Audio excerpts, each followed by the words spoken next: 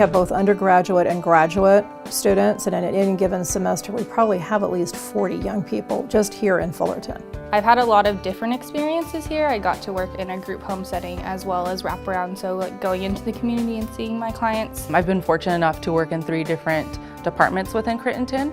I worked with refugee youth. I also worked in family reunification, and I am currently in foster care. It was just really a vision and an idea that was kind of the out-of-the-box thinking for practicum students. She says, what about if we place students at your campus but have the instructor on your site?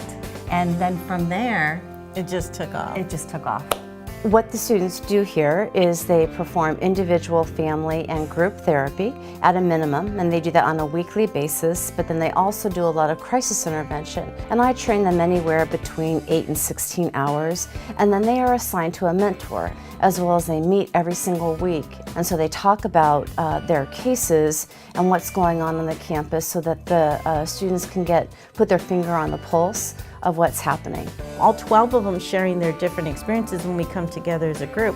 They're hearing all these different components of Crittenton, and that really intensifies their learning experience. And also, they'll say, well, next year I want to do that. I had the students do virtually everything that a full-time therapist does on purpose, so that they can have a big feather in their cap when they leave here and it can look really good on their resume. These students are so woven into the fabric of Crittenton. They have badges, they have email addresses, they get the Crits newsletter. And so, yes, they're learning about their skills as a social worker, but they're seeing the bigger picture of social services. We're seeing a difference also talking to some of the other professors as far as their learning experience being a little bit more advanced than some of the other students due to the intense learning.